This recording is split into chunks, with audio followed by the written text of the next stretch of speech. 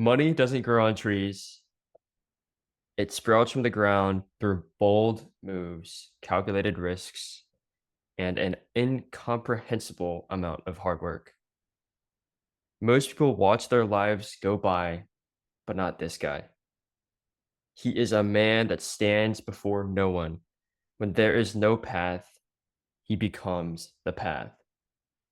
From scaling legendary brands in the Web3 space to building one of the most massive personal brands on X, this man is truly a force of nature. And soon enough, everyone will know his name. He is planting the seeds of the future and building a community that is quietly, or not so quietly, taking over the world. But the man that planted the seed has a remarkable story to tell, one of struggle, near death experiences, and most importantly, the spirit of what it means to be an entrepreneur. Aries Fairbanks, welcome to the show. Thank you. Thank you. That was an amazing intro. You wrote that out all before? Yeah, so after I do all my research, I kind of just like put together a little intro for y'all, and I think it's one of my favorite parts of the show. Yeah. I love it. Yeah. Amazing. All right, Thank you. so let's get right into Yeah. the questions, Like, man. Absolutely. it's the Aries, first podcast I've done. this is your first podcast? Yeah, yeah. I've done like a bunch of spaces and stuff, but like I haven't done like a podcast yet. No. Well, that's actually kind of cool. So you're 20 years old, or maybe 21 by now. I don't know. You've built a global community around your personal brand. You've literally traveled across the world to pursue your business.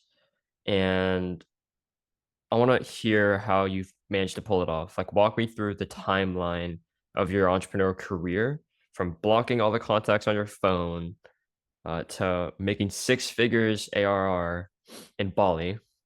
What are the most notable experiences of the journey so far? And what do you believe has influenced your success the most? Yeah, okay. Well, that's a big question. So I guess I started back in COVID times. So about 4 years ago when I was 16. And I started trading stocks after I learned about interest in like a finance class. And then it was right after COVID, it dropped. And I took like all my money I was saving up from my dishwashing job, went in there. And like later that year, it was like doing so well because like it was just a bull market after that in the stock market. And like at one point I was 16 making like over a grand a day. And I was like on top of the world, right? And then I'd hit the first loss and like I've never really had the loss before because it was all just green. Hmm. And so I pretty much lost however much, maybe like half of what I made over time. And I kind of switched out of it and I was like, okay, I need to start something new. I still had a decent amount of money left, but yeah, I then switched into crypto and also lost a bunch. That's right when it Hmm. was at the top, and then it also went back down. And then I was like completely broke. And the next couple years after that, I'd say like 16 to 18 was just like trying Forex, trying e-commerce, just doing like everything I could and pretty much just like down a lot in debt, a lot of money and like borrowing money and then also losing it. And I got a little bit addicted to like leverage trading, crypto and Forex, which is like if you're doing really high leverage, you can make a bunch and lose a bunch. But let's be real, I didn't know how to trade, so I just lost a bunch over and over and over. That's a bit like gambling. And so yeah, for a while I was pretty much lost like that. And I just kept trying to make quick money overnight, doing like super high leverage and just losing it all. And then eventually I started like a landscaping business. And that was around the same time I started like a gaming project in Web3. So it was like I was trying to make like the Web3 GTA, and obviously GTA is a little bit expensive to make, and I was a Yeah. young kid, and so it pretty much went prolonged with just not making any money. It was one of the most like beneficial things in terms of like starting a business from scratch and sticking with it for 2 years. I stuck with that all the way into Bali as well, and then quit it there. But yeah, I mean, I learned how to build a community, make content, get team members, whatever. Um, it just made like a couple $1,000s, but it was nothing exciting. Um, and then eventually, yeah, I was pretty much outside of that in my personal life. I wasn't in the best situation, and there was this kind of like a toxic trio friendship, and I was going down a pretty dark path, just like drinking a bunch, a little bit abusive, bunch of random stuff. And eventually I was like, just like kind of stuck in that victim mindset and like life's happening to me. I just kind of deserve it. And it wasn't until like, I think it was New Year's 2022 or something, where I just had like a complete mindset shift. And I was like, I got to get out of this or I'm dying trying pretty much. And then it was just the next Mhm. year of like, I would wait till like they would like pass out at 4 a.m. I would work from like 4 to 6 a.m. and then I'd wake up at 9 a.m. and work a couple hours before they woke up. And my sleep schedule was like fucked. Like I would sleep like 3 hours a day for months on end. And I was like a zombie. Whoa. But at the same time, I was like as alive as I could ever be because I had like hope again. And my next kind of goal was like trying to make some sort of online income. And I eventually got a job working for a marketing agency, making like $10 an hour. Mhm. And so it was super little, but I also knew it was cheaper elsewhere in the world. So it was like there's hope I could I could pay for stuff uh, on my own. And then yeah, it was pretty much just like kind of waiting for a way out. Because I didn't tell my parents, I didn't tell anyone. And so I eventually kind of made plans to go like visit my grandparents and fly over there. They're across the other end of Canada. Mhm. And so I flew over there, but it was just a one way because I said like, oh, I might have to come back earlier. Whatever happens because my other friends they're in the music industry. And so they're just starting to do pretty good. And like they had some concerts and stuff going on. And they really didn't want me to go because they're like, oh, this is right when things are getting good, and I got to make this happen, or else I'm going to be stuck in this pretty much and living someone else's life. And so, yeah, it was pretty much, and eventually they did like, they're like, oh, tell your grandma to cancel it or whatever. And I texted my grandma to cancel the flight. And then I get an email back like the next day, oh, sorry, just saw this. I already booked the flight. Do you want me to cancel it? But like after she already booked it, and I told them like, oh, she already booked it, she can't cancel it. I have to go. And made up this whole story. And pretty much, yeah, I went across Canada for about a week, fake booked my flight back, and then the day before kind of just left the country. And on the flight out, like on a connecting flight, I kind of called my parents and I was like, yeah, my plans to travel Singapore. I wasn't actually coming back. And I also didn't tell them that I was leaving. I made up this whole story that I told my friends and they were good with it. And yeah, it was pretty much like, but that was one of the most scared I've ever been in my entire life. Because they started like calling me on all different platforms as quickly as I could like try and block them. And I was just like panicking so hard. Like, Mm. I was even in the US at the time, like, and I was like, what if they fly over from Canada to the US? Obviously they wouldn't, but I was like panicking in any way I could. But eventually I left. I arrived in Singapore because there's an event going on. It actually happens in a week from now, back in Singapore again, which would be good memories, but I'm going to Thailand instead in a couple days. But yeah, I went to Singapore, went there for a couple days, and then went to Bali pretty much. And I already knew people online, so that's kind of why I picked that. And they kind of just showed me around and started connecting me. Yeah, and then I mean, from there it was like first couple months of working really hard, but not making any money because I had like $15 now an hour job, and my gaming company, which didn't make any money at all. And so I eventually just quit the gaming company and quit the online job, which is like the only source of income I had online. Mhm. But I was like, I really want to go all in on my agency, but I was like still unsure about it. Like I was like, why don't I just kind of gamble both and like because I didn't have any other income. And the guy who brought me there, who first let me stay at his house, he's like, well, if you bet on yourself once leaving Canada, why don't you bet on yourself again? Like, why don't you believe you can just do it again? And I was like, okay, like, fuck it, let's go. And so yeah, I quit that, had like one client kind of coming on at the same time. And then it was still hard like the next 6 months. It was like making maybe like $1,000 a month. And so I'd be super low. Um, one point my girlfriend had to pay for dinner, my local girlfriend, and I told her like, oh, the money didn't come in on time, but I was broke and I didn't have any money. And and then yeah, eventually it just started to pick up and I started charging more, just connecting more, making it happen. And yeah, just really focusing on the as good of a service I can deliver and just doing more outreach, doing more, yeah. And eventually that's kind of where we are now. What a story. Wow. It's as remarkable as I imagined it would be.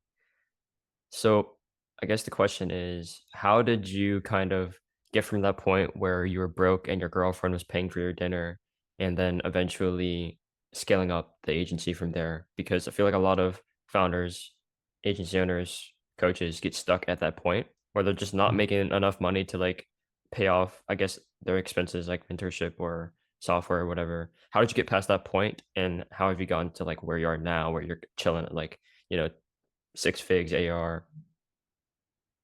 Yeah, like I would say one of the big things is charging more. And because when I charged so little, I couldn't really pay for a team. And it would be Mhm. like paying the bare minimum I can to get people who aren't that good at what they do.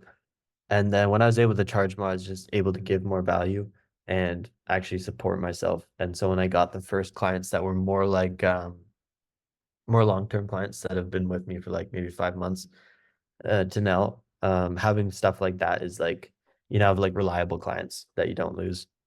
Mhm. And so it was pushing away from startups to go towards corporate clients that don't care about how much you charge them and that stay much longer. And then just charging more and providing more value. Mm. Yeah, absolutely. I mean, anyone can just say like charge higher prices, but if they're charging higher prices to people that don't have money, then that's not never gonna work. But yeah, you targeted the people with like a lot of money, and it obviously worked out. And I love that, and we'll talk about it later. But I love the perspective of just getting fewer clients, but just over delivering for them and charging high prices for that over delivery. And it just yeah, it makes a lot of sense to me as well, especially in my journey because I've had that point where I was just working with a ton of people at the same time, and it just was not fun for me. It wasn't as Mhm. good for them, and like the prices, like the margins weren't nearly as good. So yeah, we'll talk about that later whenever we're talking about scale because I think it's super powerful. But Mhm. let's dive right into, I guess, the meat of Aries, right? 15 lessons I learned after scaling my business past six figs, ARR at 20 years old. So I'm not going to read through all of them. I'm sure you remember most of them, but the one that stuck out to me was number 15. What does Oh wait, no. Here we go. Yeah, 15. If you lose your wealth, you have lost nothing. If you lose your health, you have lost something, but if you lose your character, you lost everything. What does wealth, health, and character look like for you? And how would you kind of advise any entrepreneur, any founder to, I guess, prioritize or balance these three core principles? Yeah. So I guess recently I've invested in a lot of like life coaching and stuff. And there's a common trait in super successful people where there's some sort of suffering that drove them, or something happened that made them want to go farther than other people. And then pretty much they do it from a point of like survival and like I need to get out of this situation. But the issue is a lot of them get out of that situation eventually and they don't switch out of the survival mode. And so they get to like however much money and then they're like, I need to make more, I need to make more. And they get stuck in this survival mode even when they're like extremely wealthy and they don't need to make more. They get to make more if they want to, but it's not from an enjoyable place. It's not from like you're content and it's like fun to want stuff, obviously. Hmm. Like you don't Hmm. have to be super stoic, live on the floor, sort of person. It's fun to want things, but you also don't need to, be like, oh, I just need a Porsche now. Like you don't need a Porsche, right? And so I would say wealth is the least of your worries, past like comfort and security.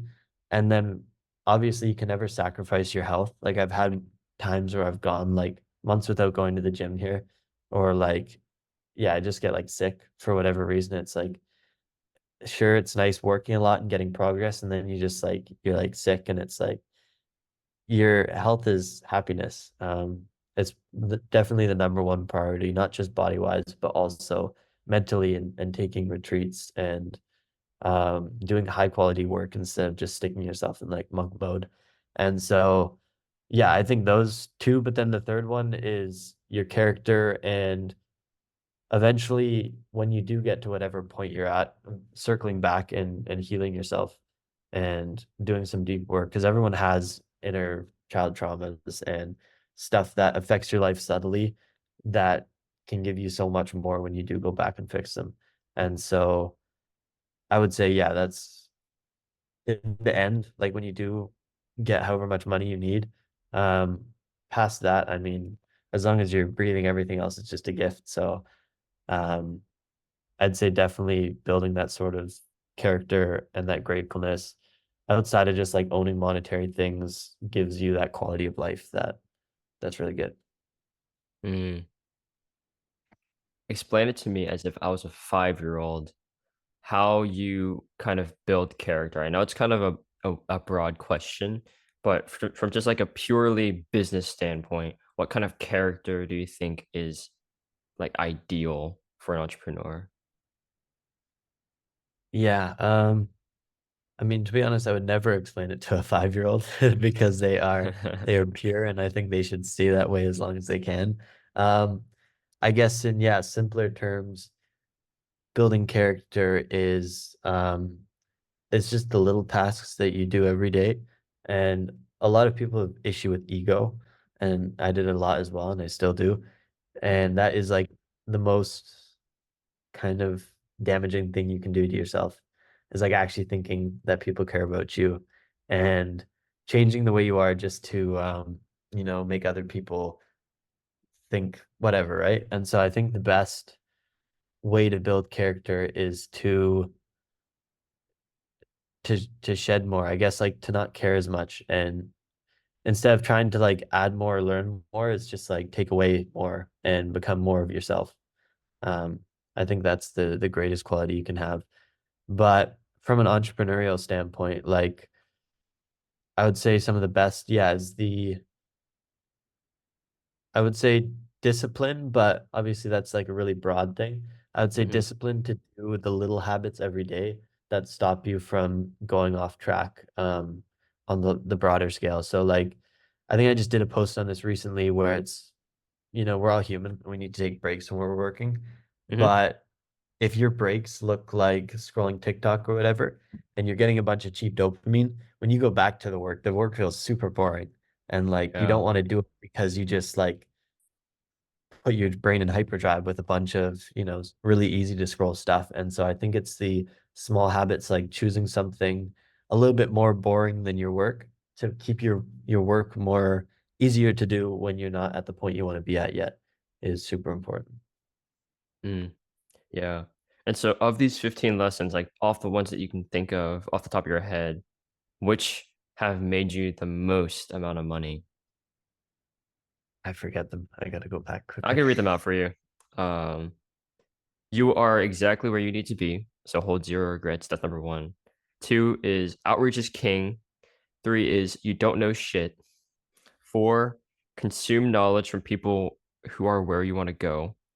Five, pricing is 80% limiting beliefs and positioning and 20% actual value. Six, don't run a small operation like a big business. Keep your team lean. Seven, overnight wealth goes as quickly as it comes. Choose a long game. Eight, take on fewer clients and charge more. Nine, attention is the new currency. 10, charge more so you can hire better. 11, get straight to the point in outreach. 12, never stop investing in yourself. 13, offer trumps everything. 14, your ego will kill your happiness. And 15, we talked about 15. Mhm. Okay. I would definitely say, yeah, charge more so you can hire better. Um, I know like teammates that are just awesome. They just do such a good job. And then what was the one two after that? Attention is the new currency. That's Yeah, another yeah, really good one. And like even just building a personal brand. And definitely the offer trumps everything. When you have a pretty solid offer, you get way more people in. I'd say, yeah, I mean the biggest, if I'd say the biggest thing that I've done this year and the year's almost over is starting my personal brand. And like I had it, I was building it the past 7 months over on LinkedIn, but my audience is on X and I'm building it on LinkedIn. It didn't make any sense. And then as soon as I came to X and paired it with proper outreach and stuff, now I'm getting like a lead a day through there. So it pretty much solved the client acquisition part. I can just scale it now. Um, but definitely, yeah, building attention and building social proof over whatever you do. Like if clients would ask me like, "Oh, you're so good at social media, but you get like 0 likes on your post and you have 100 yeah. followers," I just lose the offer. So I had to build it up myself first. Yeah, awesome. Um, Speaking of teams and, charging more so you can, have a higher team or a higher performing team, and you said that you love your team and that they do amazing work. How did you kind of build that team out, and how did you kind of cultivate that culture of, like, exceptional work and just good vibes and people that you actually want to be around? Yeah, so like I used to have a really big team in the game project, just a bunch of commission only people who didn't care at all, and it didn't Mhm, do anything. And like it was way better just like making the team as small as you can and making them like as full time as you can be.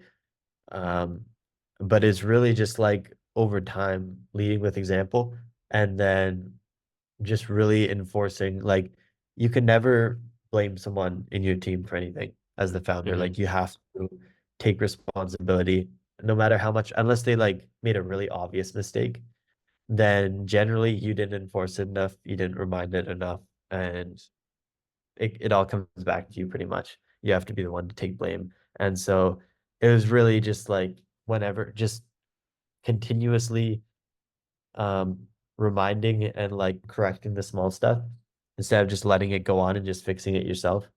And yeah, instead of fixing it yourself to just get out of the way, you sit down and teach it each time. And that was probably the biggest the highest impact thing that made it all work together. mhm. How do you teach? Like, how do you teach your team members? By example, so like I'll do Loom videos, literally recording it, and I'll like record me writing out a week of content in a Loom video or me doing outreach, and then that just by like full example is probably the best way that I've done it. Okay, so, like, after you send, like, the Loom video showing yourself, like, actually doing it, which I think is pretty genius, what if your team like, watched the video, learned from it, but still isn't putting in or result getting an output that's up to your standard? Like, how do you kind of, whip them into shape? Whip them into shit. It's like, yeah, it's more that's like the quality assurance part. So it's like they'll go out and do XYZ, and then I'll have to comment on it and say you should have done this, this, and a couple rounds of that. And it's just over time that you build that quality level, that standard that you want. Yeah, absolutely. Team building is everything, and I hope to get to that point. It kind of gets me excited because just being able to delegate things and have other people helping me out is super, super. I'm super, super excited for it.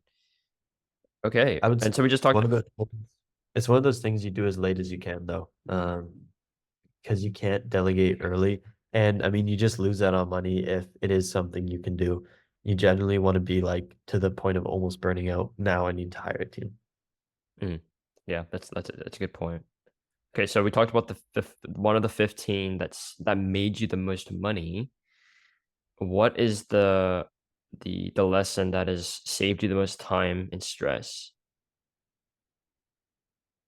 I'm in stress.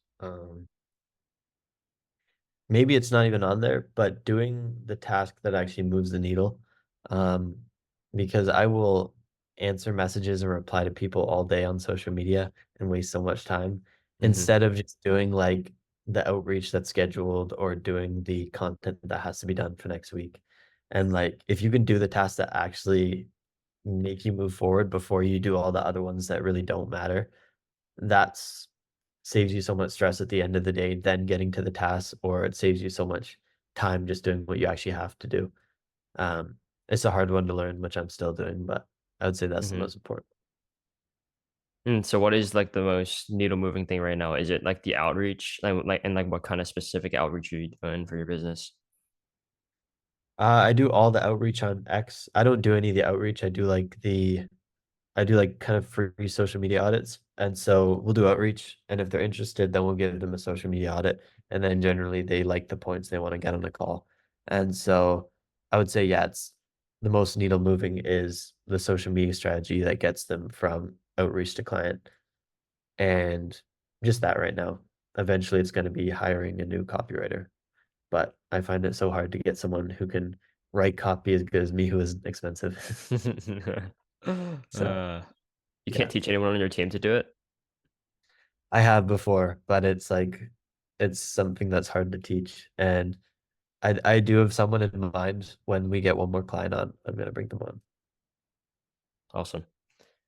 And would that mean, like, you don't need to be doing any more of the copywriting, like, for the content?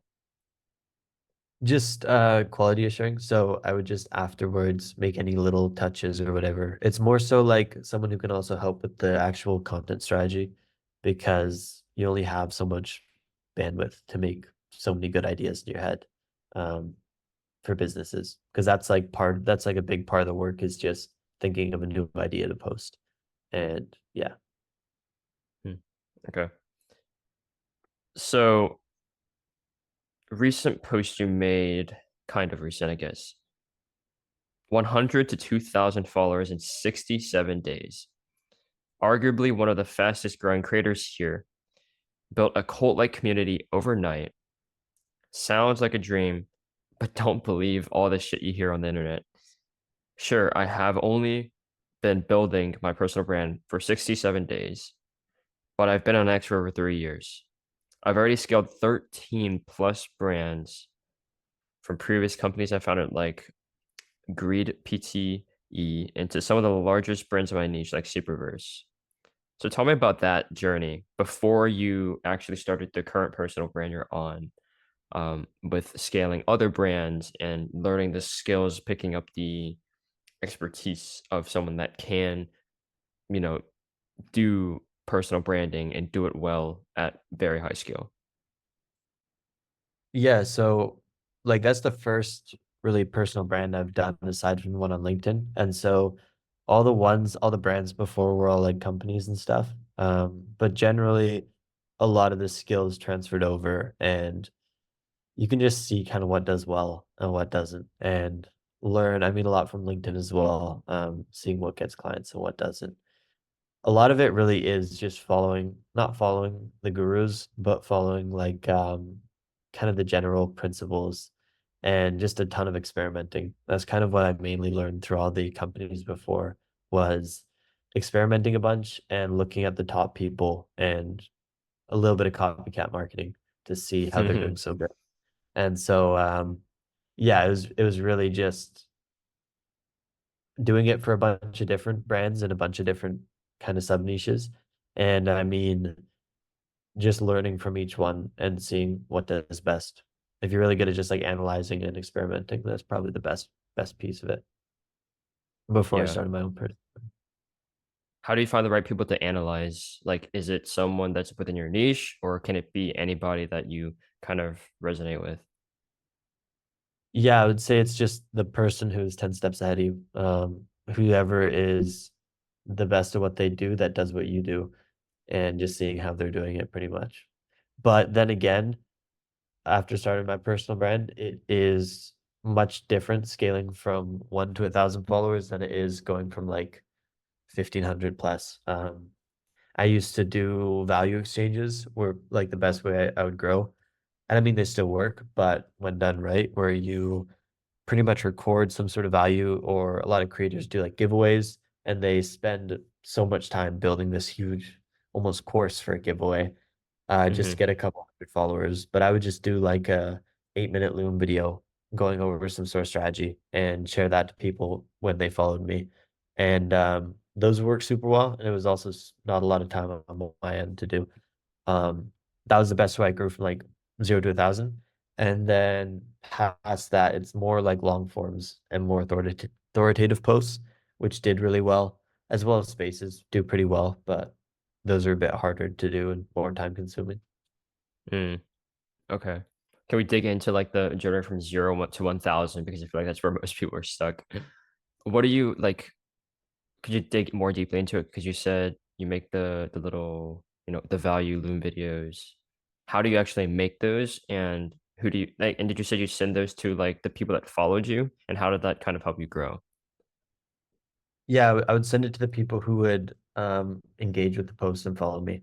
And so they would just go super viral, not because of the actual content, it's just like an 8-minute video, but the perceived value. So like if I was doing one on cold outreach, I would say like can't get answered by projects, which so many people Yeah, after this yeah, video, you're gonna get answered every time. I just broke down the exact way I did to do cold outreach that's made me X amount of money or whatever, and use a lot of numbers and big like flashy terms to really make people perceive the value, and the value's solid. After that video went out, like 5 people got new clients or got new leads and stuff, and yeah, it was just putting out really good stuff and really good perceived value to make it go viral yeah. Mhm. And were you sending this, like, as posts on your account, or were you sending it to, like, their DMs, or in their where were you? DMs. Okay, Yeah, yeah. yeah, I would just have my assistant DM everyone, dope. pretty much. Alright, let's talk about your pin posts. So, Web3 projects suck at building engaged communities. There are companies with 10, 20, 50, even 400,000 followers, literally averaging less than 10 likes. Is your account 100 plus K fake accounts getting you more revenue? Absolutely not. As someone who's built multiple highly engaged communities, these are my four biggest tips.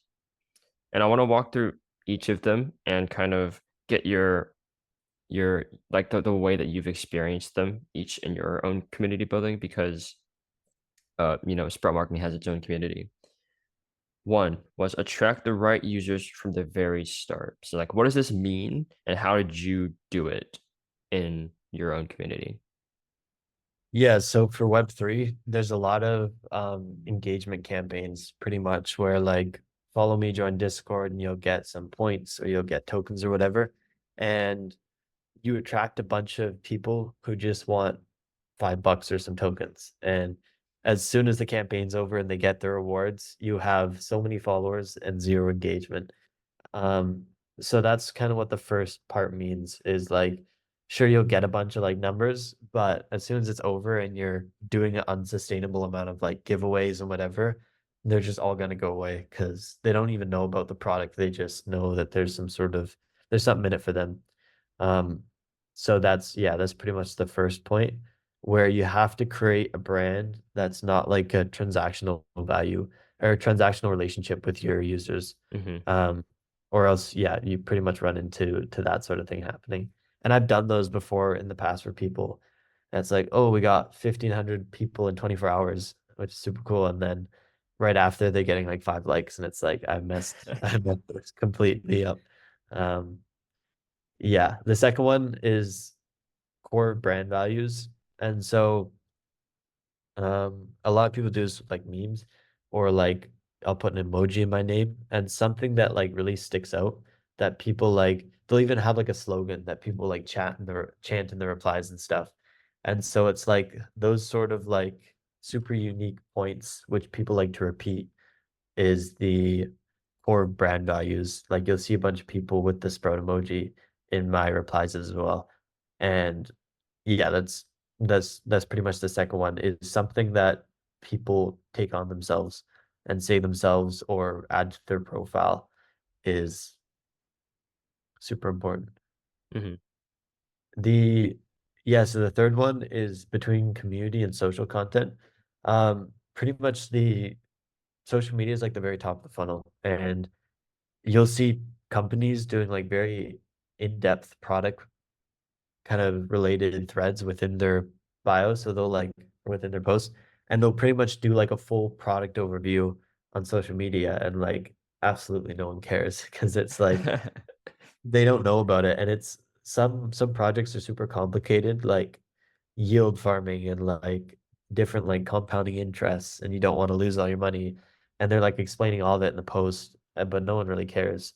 And so you need to do way more like top of the funnel stuff and like memes and stuff that just builds curiosity, and leave the community stuff within like your documents or the community for people to come and actually learn if they want to use the product. Mm, And so yeah, doing content that like a 5-year-old can understand pretty much. yeah, Um, absolutely.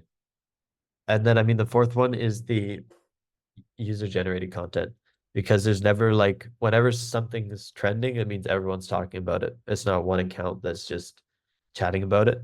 And so you need to first inspire your community to make some sort of content, whether the product's easy to share or whether it's some sort of campaign to get people to share it more. And then if they do create the content, you need to engage with it and encourage it more and push it, or else you're not encouraging them to do even more after that. And so, yeah, I'd say it's super important to get people to talk to you about it and then notice people when they do talk to you. And both of those are super important. Mm, yeah, absolutely. You made a post a while back, actually not a while back, like whenever I was doing research, it was actually crazy how much value you were putting in every single day. And so we're gonna go through like just pure business stuff, and I'd love to hear kind of like your insights on them. So you said in a recent tweet, can't retain clients, you'll never be able to hit 10K a month. But most people here can't even hold a client for more than a month. Here's the honest truth. Once they've attracted or extracted your knowledge, you're no longer worth your price. So for founders, entrepreneurs that run kind of a service-based business, how would you go about retaining these clients yourself, regardless of like service or niche? Because I feel like it's a pretty universal principle. Yeah, yeah. You just have to get them enough value that it would be kind of stupid for them to leave. And I mean, for some people, I mean, for some clients I have, maybe that doesn't count because they are kind of larger corporate clients and we haven't made them more money than they paid us. But if they went and did just social media with anyone else, they'd get the same results. There has to be more marketing outside of just social media, but it has to be something that provides value every day. And so if you were looking more at like people who do paid ads and kind of like scaling businesses. If they hire you and you don't scale them past way past what they're paying you, then you're not going to hold them at all. But if they hire you and you like triple their revenue, they're going to want to stay with you forever. And if you're continuously growing them, of course they're not going to leave, right? And so it's just kind of month to month, you have to provide more value than before. Or I think there's 2 points I shared. Yeah, you have to always be getting kind of better results or be providing more value and giving them some sort of edge, because there's 1,000 agencies that want to give them exactly what you give them. And Mhm. so, yeah, you need to pretty much be on it and show that you want it and not get like, I guess, almost losing gratitude for that they are your client and then thinking that they're just going to stick around and providing more to new clients. Because that's when you lose them. You mentioned something interesting about working with corporate clients, and you said that the amount that of outcome that you've generated is less than what they're paying you. And so are they retaining? And I guess they are because they just have such a huge budget, but like what is it like to work with them? So much easier. They just want to see I'd like imagine. the content go out and stuff. And so yeah, yeah, like it's way better like that. And I mean just social media alone won't blow you up. And so they haven't gone because there's other stuff that has to happen, not that. And I mean I mean, it's a longer story, product stuff they have to do, but yeah, like they're way easier to work with and they're not like startups where I mean, I get it as a startup, you're trying to save as much as you can and you want the most results you can possibly get. That's just the startup life. That's why I kind of try to avoid them. But corporate, yeah, they just kind of want to see some better growth and see the deliverables get delivered. That's pretty much it. Yeah. Where do you or how do you go about like reaching out to them? Because I know you said you're on LinkedIn. That's probably where I'd imagine most of their presence is. Like, who do you actually reach out to? Like, if I were to like take all your corporate clients away from you and you had to like get them back, like, how would you do the outreach to reach out to them and then get them on a call and then close them? Yeah, I've gotten like maybe one client off LinkedIn, barely anything.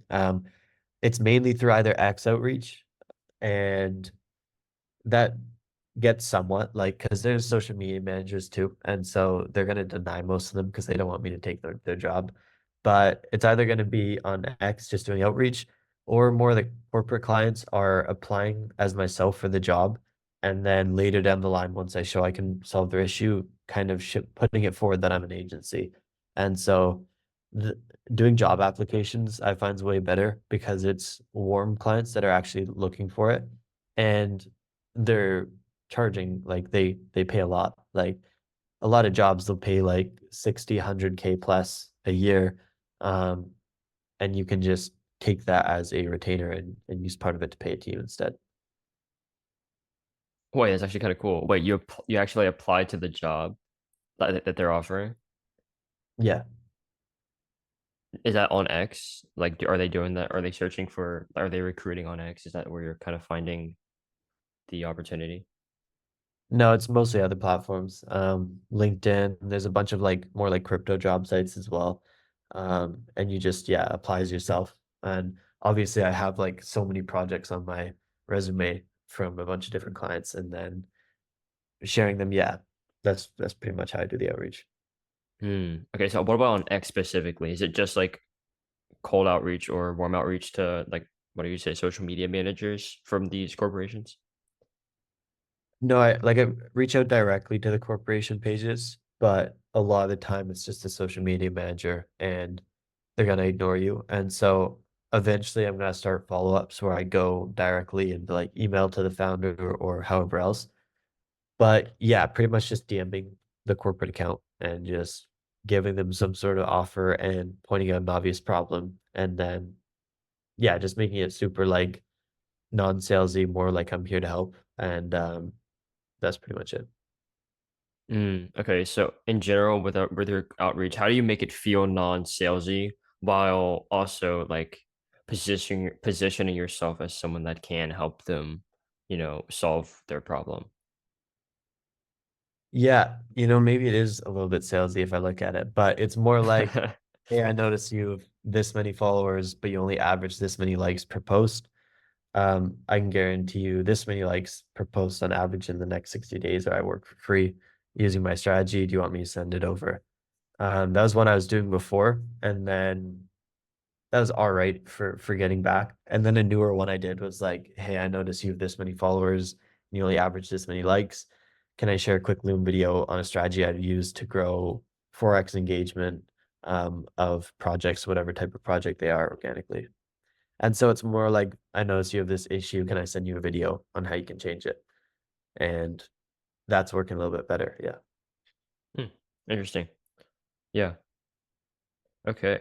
And is that like one video? Like you just make it once and then just do the same outreach message to a bunch of corporations? No, it's personalized, but I do it like in 5 to 10 minutes, pretty much. I just quickly look over the page and pull up a quick sheet and say, like, you should do these 4 things. I think they'd work really well. Um, and if you want me to implement them for you, then let's jump on a call. That's pretty much it. That's actually really smart. Yeah. Okay, so you posted a shirtless clip on X a few days ago about scaling, um, and the hook was getting more clients will make you less money. That think I'm wrong? Here's my take on how to properly scale. And so essentially, we're talking about Oh, bed. I was just yeah, how closing that's bigger deals and over delivering insane amounts of value for clients is the secret sauce to scaling. So could you break that down? Like starting with deals, how to close them, like close bigger deals, and then how do you actually deliver an insane amount of value on those deals? yeah, so that was pretty much from a bigger founder in my niche, doing a marketing agency I do, but making so much more money, like multiple hundred thousands per month. And pretty much what he does, he only works with like 5 clients at a time, but he'll offer like full go-to-market strategies for if they want to launch a token or whatever. And so he'll charge them tens of thousands for like however much. And pretty much he focused on just like taking on less deals, but giving them like the full marketing strategy. Like they don't have to worry about anything else. And outsourcing it to partners and then fulfilling some in-house. And yeah, pretty much just like I don't know how they do their outreach or how they go about that. I do have one of those deals on the line, whether it'll close or not, but pretty much they do like, yeah, full strategies for like the organic social side, but then also getting influencers and doing a bunch of paid marketing, um, sharing it out all with their partners. And yeah, How do you go about over delivering the value for your clients? being the best at what you do. So you have to like obviously fail a lot and um, mess up with a lot of clients. But if you just kind of take those lessons and try them on the next ones. And yeah, I mean, over delivering in terms of like putting out more than what you got, but I guess also just like offering more. So like being really specific with I don't really do packages. Like I don't have like here's my VIP bronze silver offer. It's like I just see whatever they need and I'll offer a package just for that. So it's just like kind of fully encompassing what they need and fixing that for them is kind of the Mm, main goal. Instead of like giving them an offer that's probably not going to do it all, just shifting it a little bit to actually fix everything that they need, deliver that. yeah, like the custom package. And is that something that you kind of come up with on the fly, like if you're on the call with them? Because I feel like whenever you're looking at their social media account and stuff like that, you can't really tell. Is that something you come up with on the call and then kind of present to them? Or how do you go about packaging like the personalized uh offer? Yeah, I never pitch on the first call. And so it's all just like getting to know them and what they need and seeing like what I can see they obviously need, but then seeing what they think they need and mixing the two because if you know what they need is different than what they think they need, they might not go for it. But you have to yeah, pretty much I always pitch in the next call. And so I'll do the first call and then I'll put together a proposal and get all the numbers and whatever, and then go on the second call and just walk through it with them and present it like that. So what are you doing on the first call? Like, are you just like trying to get to know them? And then how do you kind of position the first call in a way that actually gets you the second call? Yeah, so like I'll do the first call, intros, whatever, what's your name, where you from, and Mm, then just get into like what the project is or what the company is, and then see where they're looking for help, like um, what's your goals? What are you struggling with? Or like, why did you take the call? Like, what are you looking for? And then when I kind of get that, we'll kind of chat about some strategies on the call as well. And then I'll say like, yeah, I never pitch on the first call, but are you free next day? And we'll kind of book in the call or book in the time on the first call. And then between that time, I kind of have time to put together the proposal and the strategy and everything. yeah. All right, let's talk pricing. In a recent tweet, you said this might shock you, but pricing is 80% beliefs and 20% actual value. Some people flex like $200, others will flex like 10K, and some will get six figures and not even mention it. The difference, $200 feels like a lot to one person, 10K feels like a lot more to one person, and so on. But others, that's just pocket change. So what do you think that, or I guess, no, not what, but why do you think that the 80/20 rule applies to beliefs and actual value with pricing? And how do you personally go about pricing things for your clients? Yeah, yeah, so, like, it's mainly all kinda limiting beliefs, and there'll be a social media in the US will charge 10 times more than someone in India.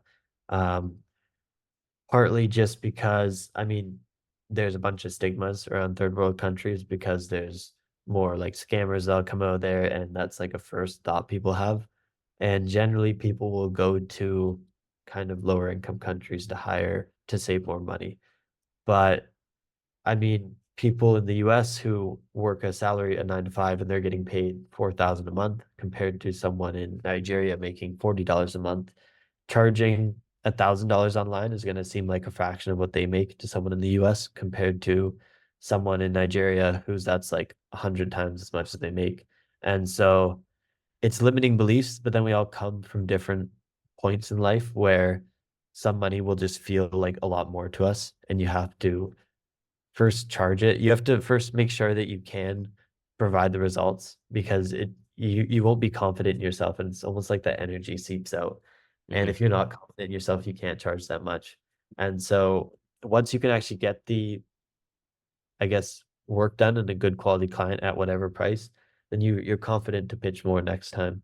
And I mean, that's how I do mine as well. Like my first online client outside of my agency was like a $3,500 marketing package for 20 bucks. And I got so I didn't I like pushed it so hard and it's like that was their budget and I just put everything to that and gave them so much. And then it just each time after that, it was just charging more, doing a good mm, job, and then charging more pretty much. And so I never really had much of a baseline. When I was first leaving the last agency I worked at, I asked them like, "So how much do you charge for social media clients?" And they told me 1,500, and then so that's why I started at after that, and then pretty much just each time it was just charging more. mm. Did you ever start, like, at working for free? Because a lot of people are huge proponents of freemium model where you work for free for somebody, you learn the skill, you learn how to actually deliver something, build up the social proof, and then you start upcharging. Is that something you started with, or did you start with, like, some kind of pricing? Yeah, like I started with my business and I started working for an agency. And then when I was taking clients, they were mostly all paid kind of like after each month. And then I'd have some people I'd kind of work for free for some sort of like mini compensation in a way. And then but after that I had people who would like work for a month, that's like it's time to pay. And then like next half a month they're like, yeah, money's coming soon, whatever. And I eventually have to cut them off. They still haven't paid. And so now it's all because I also have a team I have to pay, so I'm at a loss. Now it's all money up front for retainers or whatever packages. Mm, yeah. Okay, shifting away from business for a little bit. 3 addictions the modern man must conquer. 1, sexual desires. 2, drugs and alcohol. 3, mindless scrolling. Crush these and you'll be unstoppable. Sprout emoji. These are 3 addictions that the modern man will, I guess, even the modern entrepreneur will face in some cases, especially the more successful they become. Have you struggled with these, like, in your own journey, in your own life? And if so, how have you overcome them and crushed them? I haven't crushed any of them, if I'm being honest. I'm still fighting all of them. I will like I mean, I don't get down on myself by have a drink here and there. Like, I'm not like an alcoholic or anything like I used to be. Um, but no, I definitely still struggle with all of them, and I'm tweeting it out for other people not to follow what I do. Uh, but I mean, yeah, they're definitely if you do crush them, then you'll be much further along. But I also do enjoy my life to some point. So yeah. Yeah, I mean, even though we gotta work, like, there's some merit to, enjoying what's outside of work. Yeah, yeah. I mean, the alcohol part, that's definitely and the scrolling, like, I do wanna get rid of those, um, but it's hard. Like, the way that they've designed social media apps, I don't have Instagram or TikTok on my phone anymore. I can't mindfully scroll. It's just I'll go on to DM someone and I'll scroll for 20 minutes. And so I just don't do that on my phone.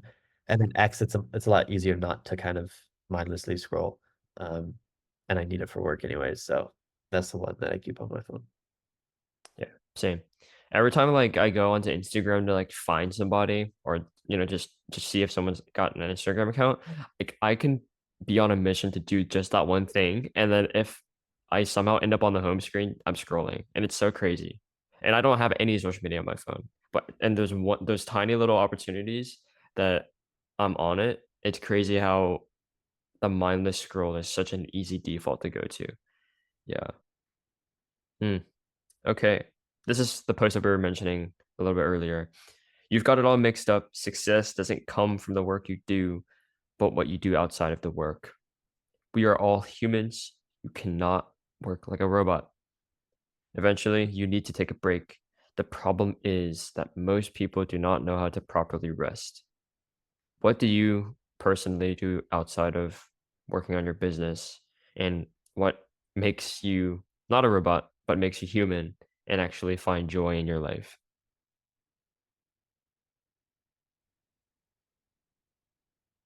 Yeah, so we went on that a bit before with the where people scroll instead of doing more boring tasks. Mainly like I don't even have time to do boring tasks or movies anymore. Um, and so it's just like any time outside of that's like now I have to give my girlfriend attention or whatever. And so yeah, like spending time with people I love or I mean I live in Bali, so going to the beach, eating out, driving my bike, all that sort of stuff is yeah, just going out more and when you're so kind of dedicated to your work, anything outside of that's like, oh, and I have to go live a bit and like I have to go spend time with people. And so it's like it becomes like when you're in that mode, um, you have to like almost force yourself out of work. And that's kind of the point that you get to, yeah. Mm.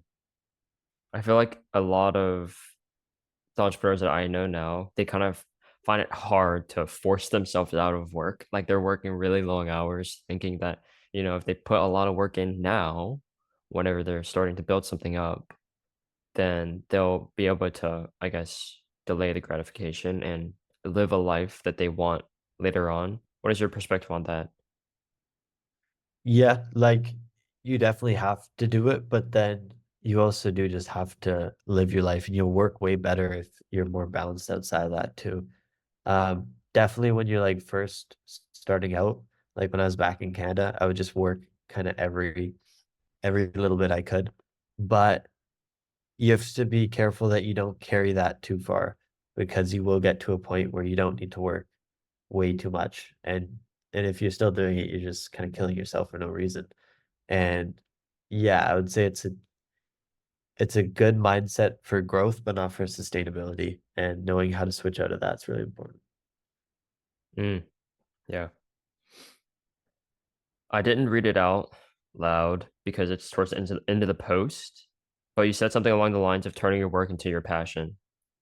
Have you managed to achieve this yet? Do you kind of find love and passion within what work you're doing now? Yeah, like I kind of always found working for companies, it's just like getting more numbers on a screen for a business I don't own. I didn't really find passion in that. But moving into a personal brand has been, and like helping people and getting positive messages every day is definitely something I'm more passionate about. And I've always kind of wanted to be a creator in that sense. So definitely, yeah, I'd say just like recently, the past 2, 3 months, I found joy in what I do. But before that, it was like, I don't just wanna just, like, make more money helping companies. It's like, once survival met their needs, it's like once survival needs are met, then it's like, what else can I do to help people and change lives instead of just put more revenue in a book? Mm, yeah, I love that. The personal brand really does like just resonate with us as humans because it's so authentic, right? It's just us. I love that. Design a life you're excited to live, nothing less. And you had a pretty beautiful photograph. I'm assuming it's in Bali. Um, are you excited to live your life right now? Yeah, it's a pretty sick life. Yeah, I'd say so. I've always wanted to travel more. That sounds weird because like, oh, over in Bali, and it's definitely weird being 20 and taking a vacation away from Bali. But yeah, I'd say it's like if I throw aside all the little like issues that we always leave in our head and like imagine where I am now compared to myself before 90% of people in the world, it is such a more fulfilling and peaceful life than a lot of people. Hell yeah, dude. Hell yeah. Imagine the life of your average founder. He is deep within his business and lost in his work, stressing about literally everything and making sure that things are running properly, that his team is doing what they're supposed to be doing. What advice would you give to him to design a life that he's excited to live? Yeah. Um, I find you always have to move up in levels where it's like you can get up to a certain point grinding and then like you gotta live a little bit. And then next Mhm. time you do want to get to that next point, you gotta put in a little bit more grind. And so I'd say you got to, yeah, take time in between those levels and find a way to pull yourself out of the business where you're not constantly doing each of the little stuff and you can hire a team that actually you can trust and not have to like double check every 5 minutes. I would say, yeah, like once you get to wherever you're comfortable, then focusing on like taking time away out of it and then building up again and then taking your time out. And so you don't just like get up and burn out and you're just stuck at the burnout as you're going up. Um, I would say that's the most important. What season or level are you in right now? Oh, I think I'm stuck in the grind mode. I am whenever I am my girlfriend's away right now, and so whenever she's gone, there's no excuses. And I definitely get stuck in the monk mode a little bit and try to hit the next level before they get back and I have to spend time doing non-productive things, which is really important. But I like to, yeah, Not have to, but get to do unproductive get to, things. yeah, yeah, yeah. What has entrepreneurship taught you about yourself?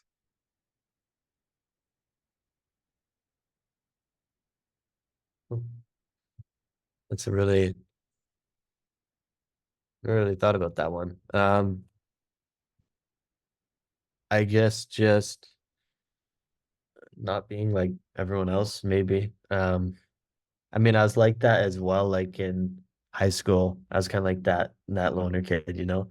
But when you look back at all those people and they're like all working their little jobs and like reaching out on Meet It on Instagram, like, oh, how'd you do it? It's like yeah. I mean, it just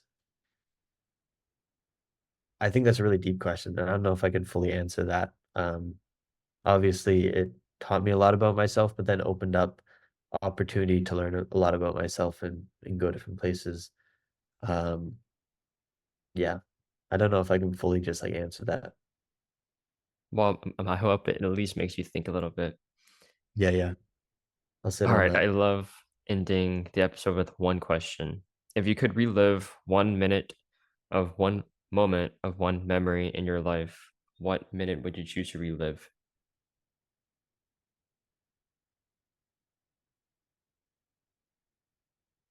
Gosh. Hmm.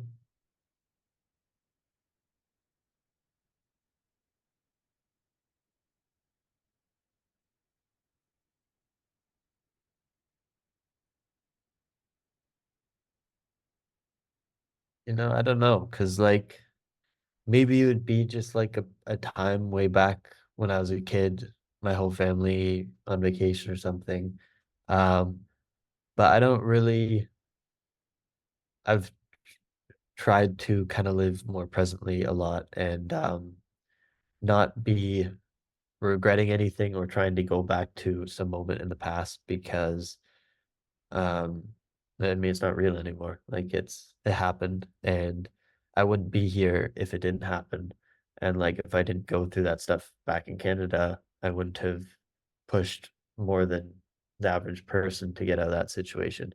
And so I'm sure there's like a very positive memory as a kid that would just be fun to live. But 1 minute, it's not like I've lost any super tragic family member before or anything that's like if I could just spend one more moment with them. Obviously, I've lost like family in terms of like cousins or whatever, but it's not like I don't have a deep longing to go back to a certain time. Um, I like where I am, and I think yeah, I like focusing on the present. And I mean, yeah, I'm sure like if I lost a very significant person in my life, then that would be something that I would want to go back to. But I've been very blessed and I'm very grateful for that. Ladies and gentlemen, the legend of personal branding on X, Web3, and communities at scale. Aries, I've learned more than I imagined on this episode, so thank you for hopping on, man. Thank you so much. Thanks for having me. That was a fun one.